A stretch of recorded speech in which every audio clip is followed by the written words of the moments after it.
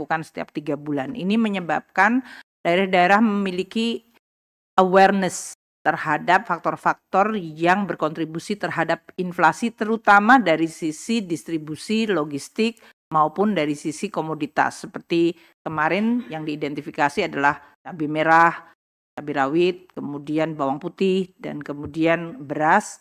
Itu menjadi salah satu faktor dari sisi volatile food. Jadi dalam hal ini kami akan terus memfokuskan karena volatile food ini selain berkontribusi signifikan terhadap headline inflation, juga langsung mempengaruhi daya beli masyarakat. Dan kami terus akan merumuskan langkah-langkah sesuai yang tadi saya sampaikan, APBN sebagai shock absorber di dalam rangka menjaga daya beli masyarakat, terutama pada saat momentum pertumbuhan ekonomi dari global itu melemah, kita harus melindungi dari sisi domestiknya. Saya ingin menekankan kepada teman-teman media ya, bansos itu adalah instrumen di dalam APBN. APBN adalah undang-undang. Undang-undang APBN itu dibahas bersama seluruh partai politik, fraksi di Senayan. Dan sesudah menjadi undang-undang, dia menjadi instrumen negara bersama. Ini untuk menekankan bahwa bansos tahun 2023 nilainya 476 triliun. Jadi ya semua partai politik yang membahas melalui hak budgetnya bersama pemerintah, silakan menjelaskan mengenai APBN itu sebagai instrumen. Di dalam bansos 2023, di situ ada PKH untuk 9,9 juta kelompok penerima, kartu sembako 18,7 juta kelompok penerima, BLT El Nino yang tahun 2023 kita introduce karena waktu itu musim kering memuncak dan sekarang meskipun sudah mulai hujan namun kemudian muncul banjir sehingga musim tanamnya tetap tergeser juga. Subsidi BBM, subsidi listrik, subsidi kredit usaha rakyat, bantuan pangan itu semuanya sudah ada di dalam APBN 2023 yang nilainya total tadi mencapai 476 triliun. Tahun ini 2024 bansos di dalam APBN kita nilainya 496 triliun. Jadi beda 20 triliun. Ini tentu nanti realisasi dan perkembangannya akan terus kita monitor. Tapi poin saya angka 476 tahun lalu, 496 tahun ini adalah di dalam Undang-Undang APBN. Di bawah oleh pemerintah, dibahas oleh DPR, dan ditetapkan dalam undang-undang. Sehingga kalau pemerintah menggunakan APBN itu adalah uang anggaran pendapatan belanja negara, di mana sumbernya juga disetujui DPR, penggunaannya juga disetujui DPR. Ini untuk menjelaskan mengenai langkah-langkah yang dilakukan oleh pemerintah. Seperti diketahui PKH dan kartu sembako itu eksekutornya adalah Kementerian Sosial. Jadi dalam hal ini nanti Kementerian Sosial yang bisa menjelaskan program PKH dan sembako, termasuk kalau ada tambahan atau terjadi modifikasi dari program-program itu, Ibu Kementerian Sosial, Ibu Menteri Sosial yang tentu akan menjelaskan.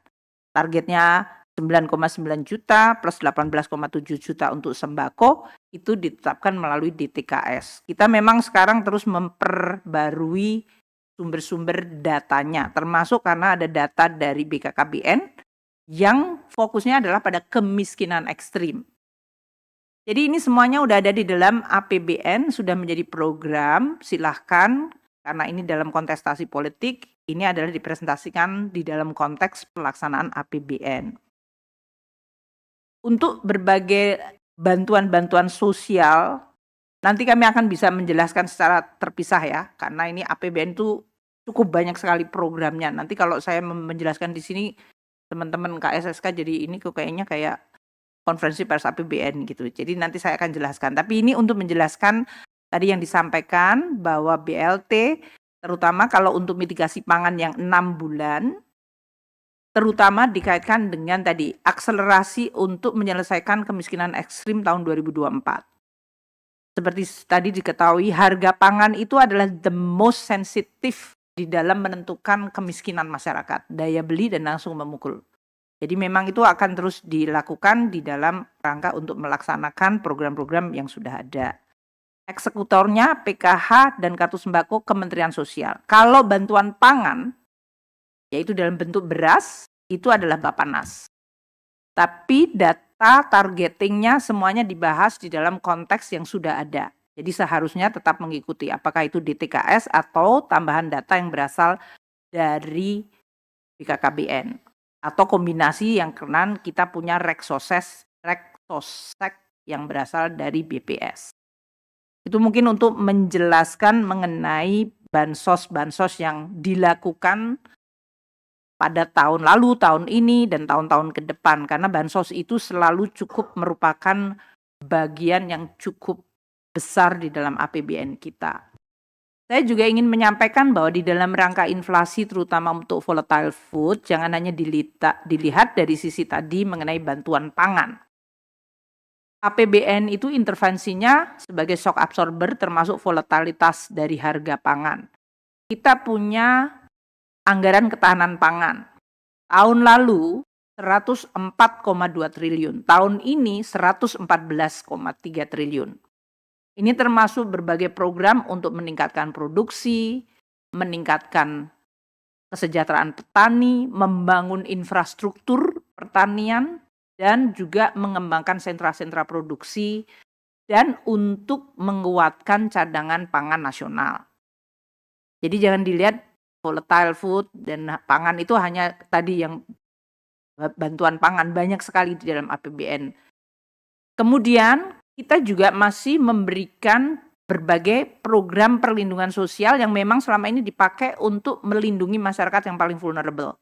Kartu sembako, kartu PKH, dan bahkan kita mengintroduce perlindungan sosial sepanjang hayat. Karena kita bicara tentang antisipasi nanti aging population. Kita juga memberikan program sentra kreasi atensi untuk kegiatan-kegiatan wirausaha terutama pada kelompok-kelompok yang sangat miskin dengan berbagai bantuan atau kredit, akses kredit seperti UMI atau Mekar dengan kredit usaha rakyat yang tadi subsidi untuk KUR ini bisa mencapai 40,9 triliun sendiri. Ini untuk seluruh usaha terutama yang kecil. Dan juga subsidi dan kompensasi untuk listrik dan BBM.